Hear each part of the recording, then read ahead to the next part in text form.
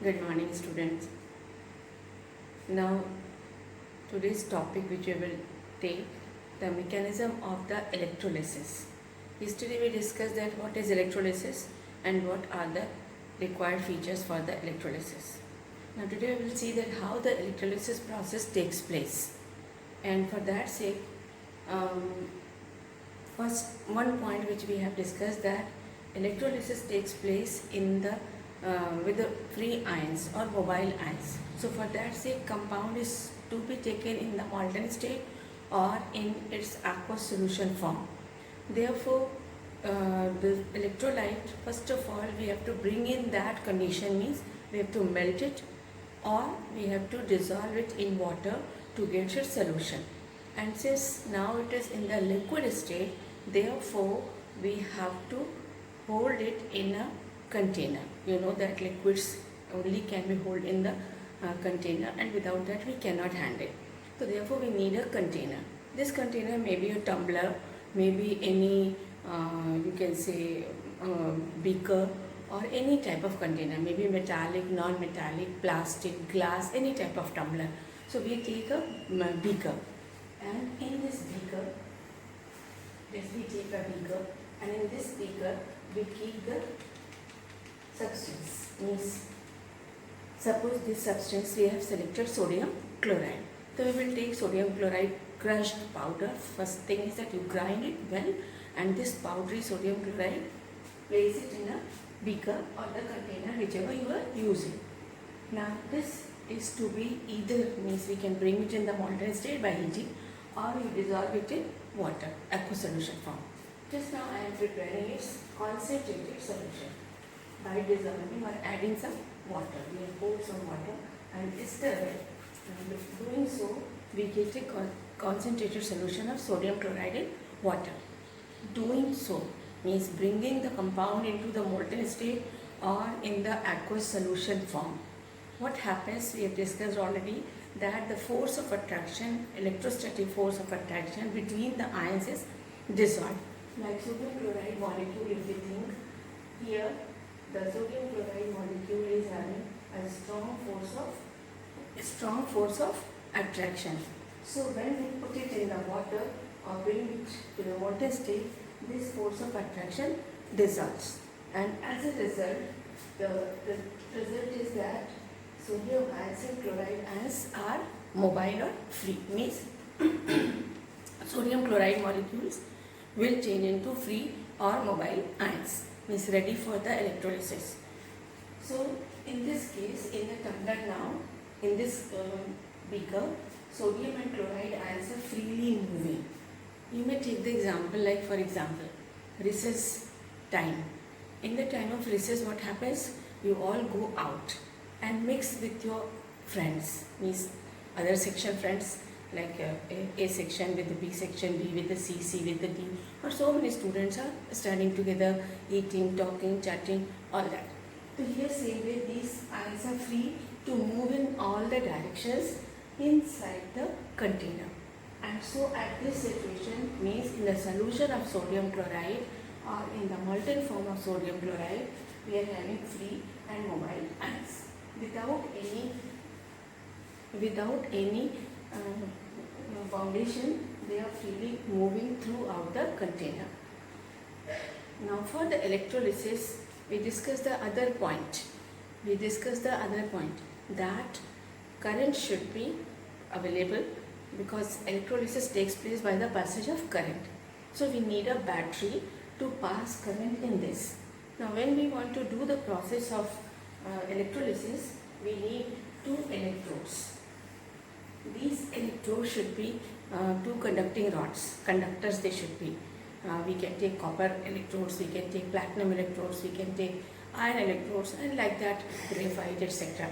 Means any of the two electrodes we want, means two rods we want, which are conducting rods, and these rods are given the name electrodes. These electrodes are to be attached to a battery. One of the rod is attached to the negative terminal. This is the negative terminal, and the other one is attached to the positive terminal of the battery. So here, when the one which is attached to the negative terminal, it gets the negative charge, or it means this rod is getting negatively charged. And the one which is attached to the positive terminal of the battery, it gets the positive charge. Means when we switch on the battery, these rods, which are simple ordinary metallic or non-metallic rods, means conducting rods, they become positively and negatively charged. The one which is positively charged will attract anions, because it is positively charged. So anions, which are the negatively charged particles, they will get attracted towards it. So till the time battery is not switched on, these are having no charges, and so they are simply working as the simple ordinary rods. But as we switch on the battery, the rods get positively and negatively charged. The one which is positively charged, it will pull all the anions towards its side, or negatively charged particles towards its side. The one which is negatively charged, it will attract all the positive ions, means cations, towards its side. And so all the cations and anions will get lined up near to the respective electrodes. The electrode which is attracting anions, is known as anode. So anode is always positively charged. The electrode which is attracting cations, means the positively charged ions, that will be considered as cathode. So cation go to cathode, anion go to anode. So anions will line up at the anode and cations will line up at the cathode. This is the just fundamental point available. So anodes are always attracting anions, so they are positively charged. Cathodes are attracting cations, so they are negatively charged. Now, soon as the battery is switched on, as the positive negative charge is developed, it is just like the recess is over, the bell rings. What happens when the bell rings? All the 10th A students will go to 10th A. All will immediately run towards the 10th B, and so on. Means to their respective electrodes, to their respective classrooms, means to their respective electrodes. So all the cations are on the cathode and all the anions are at the anode. This diagram is showing the situation, the position when the battery is switched on. And at switching on the battery, all the anions are lined up at the anode and all the cations are lined up at the cathode. Now what happens soon after this? Inside the container, now if you look at, and on the cathode and on the anode separately we observe, we see that at the anode, what is available? There is plus sign. The plus sign is the indication that there is deficiency of electron. These anions are having one electron in their shell, which they can discharge and become neutral. So these anions, means this chloride ion, will leave its one electron and will become chlorine atom. What happens? The chloride ion will leave its one electron, it will shed its one electron to neutralize this effect, and that will become neutral. Means from ion it will become atom. You may understand this way, that because of this effect of positive charge or negative charge on the cathode and anode and cathode respectively, these anions which were freely moving, they have to get apart, and that is why they want to neutralize or get rid of this effect. You may take like that. So because of that, this sheds the electron and tries to become neutral or neutralize this effect of positive and negative charges of the anode and cathode respectively. So that is why they shed the electron to neutralize the effect.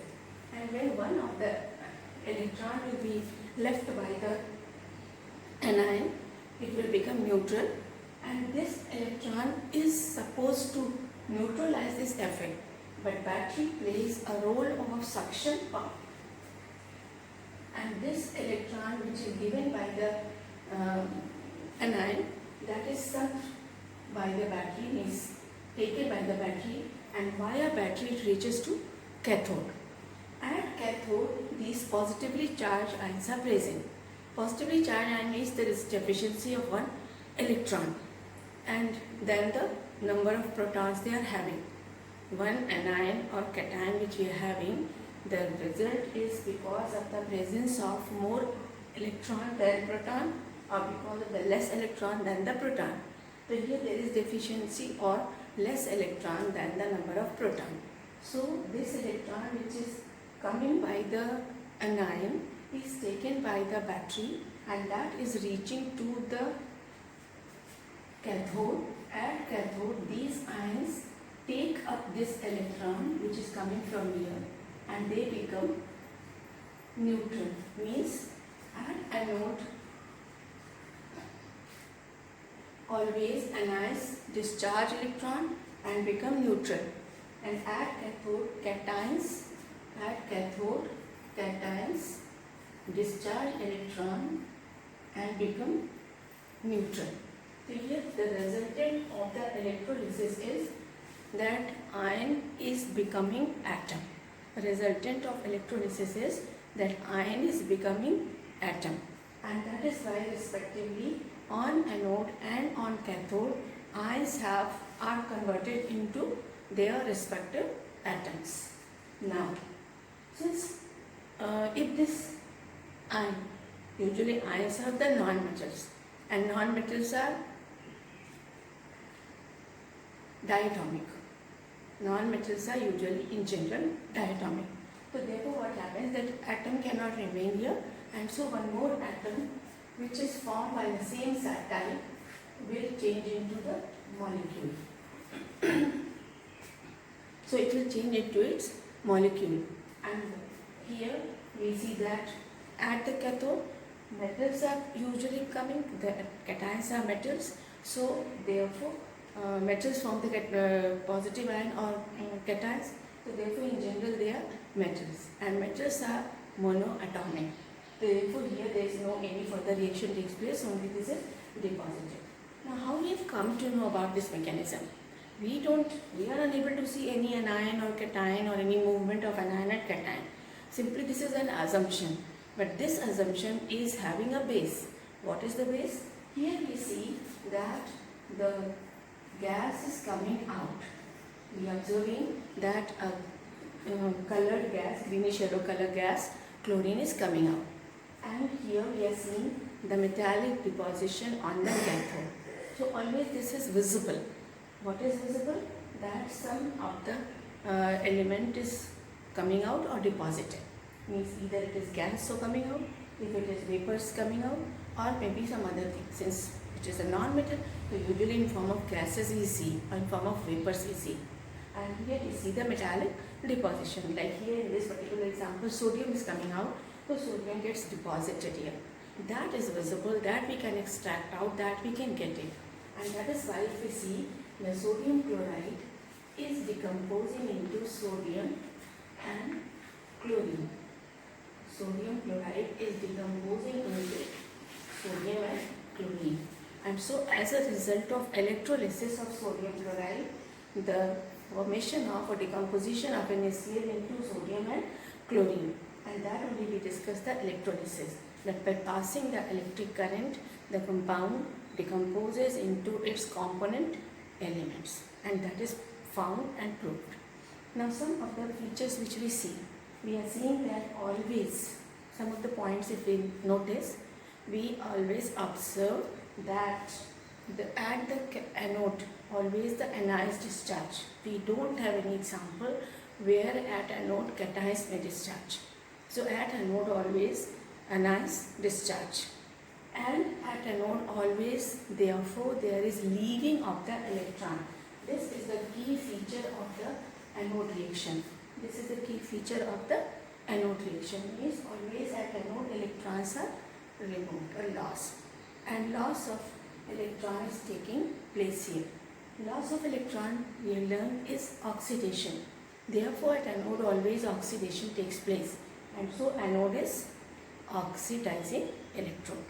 What is anode? oxidizing electrode. At cathode always there is gain of electron. Always at cathode cations discharge.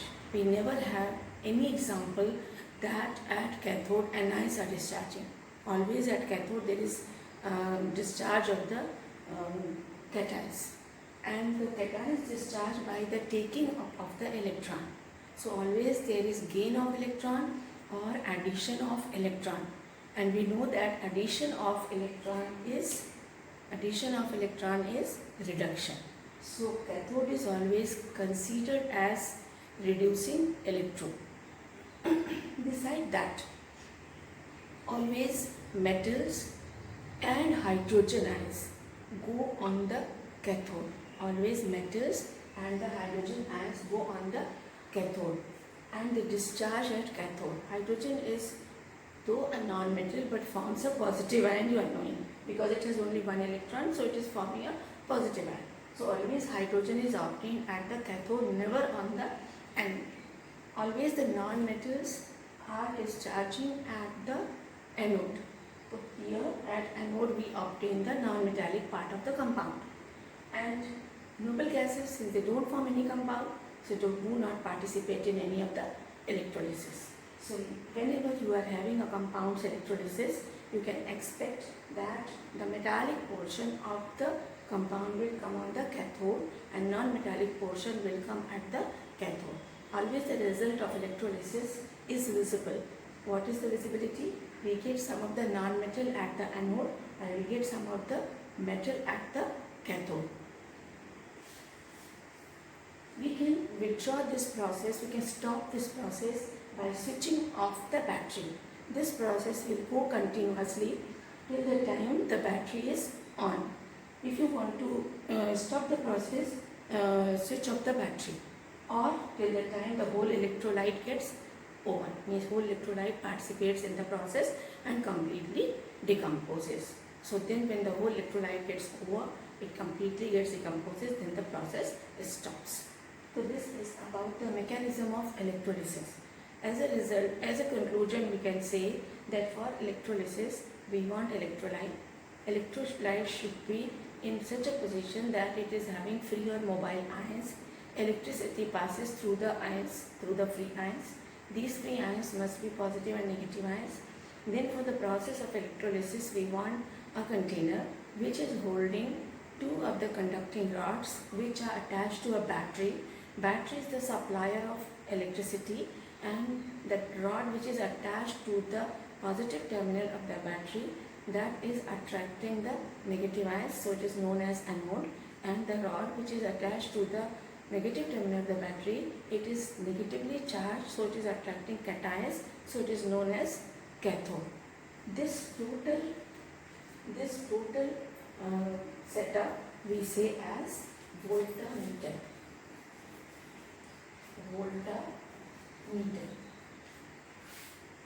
This total setup is known as voltmeter.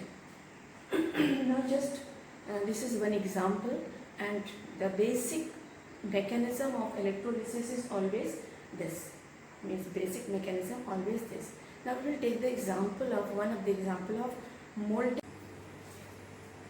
Now we will take the example of the electrolysis of molten lead bromide.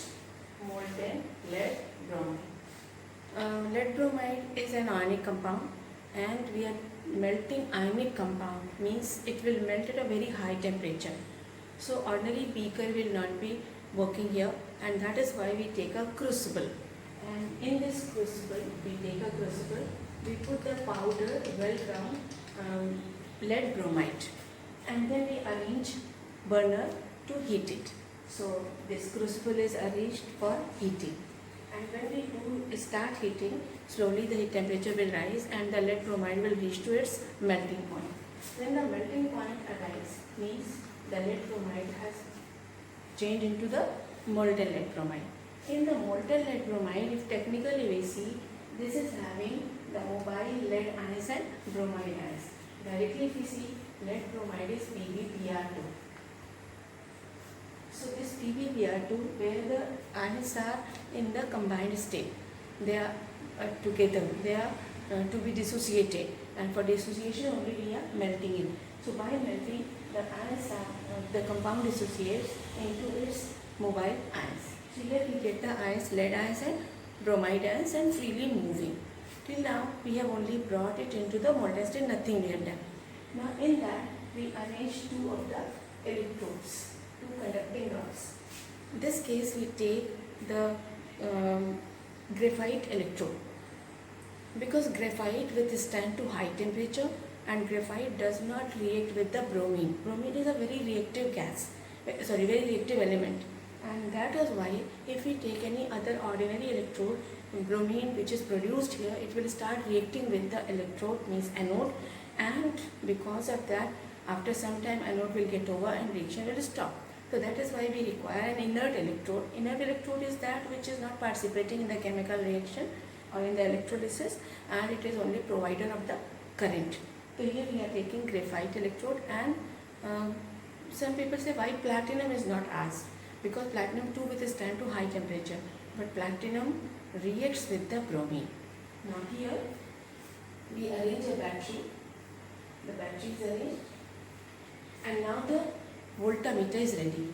This time the voltmeter container is crucible. The two rods, the electrodes, means cathode and anode, which are of graphite, and the battery. Now when we switch on the battery, as we switch on the battery, this will turn into the anode, and this will turn into the cathode, because it is attached to the positive terminal, so it will hold the positive charge, and this is attached to the negative terminal, so it will get the negative charge.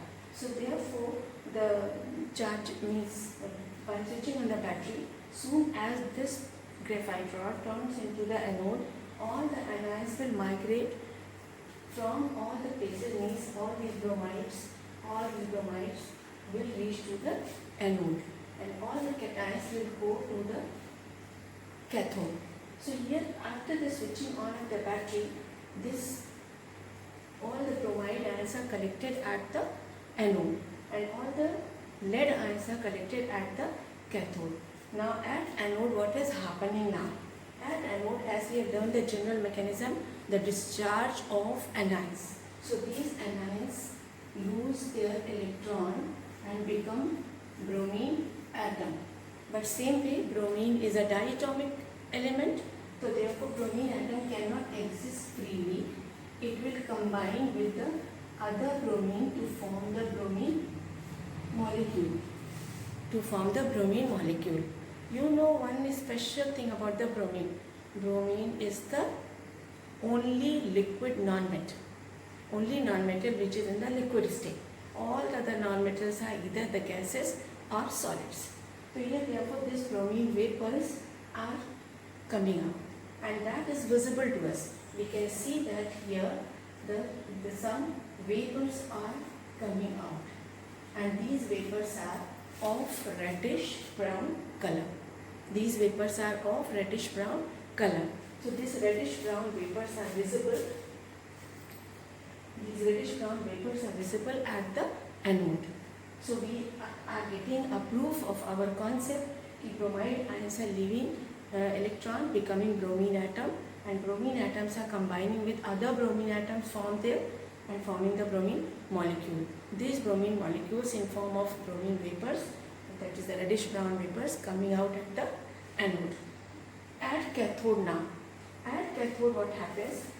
The electrons which are given by the bromide ions which are leaving this electron, that comes here. Per lead ion, 2 electrons are required, and one bromide ion is giving 1 electron. So when 2 bromide ions discharge, they leave 2 electrons, and then 1 lead ion will get the electron. Again I repeat, per lead ion, because lead is having 2 positive charges, so to discharge and become lead atom, it wants 2 electrons. You see that it wants 2 electrons to become lead atom. Right? This is requiring 2 electrons, and this bromide ion is giving only 1 electron. So when 2 bromide ions are leaving electron, then 1 lead ion is getting satisfied to become the lead atom. Here also, if you see Pb plus Br2 means one of the Pb, Br2 is giving one lead ion plus two bromide ions. So when two bromide ions shed their two electrons, then one of the lead ion changes into lead atom, and that is why we get the electrolysis of this and get lead and bromine. Now lead at the cathode. What is our observation at the cathode? The observation at cathode is it is gray deposition. It is gray metallic deposition, and this is the, you can say, molten metallic material is available there. Too much important to remember the observation. Always in the electrolysis process, not only cathode and anode reaction is essentially required to remember. Reactions are to be balanced, their valency should be bothered. Besides that, it is very much necessary that we take the observation at anode and at cathode. In each of the example which you are studying, check yourself, are you knowing what is the observation at cathode? Are you knowing the observation at anode? Always it is asked in the board exam.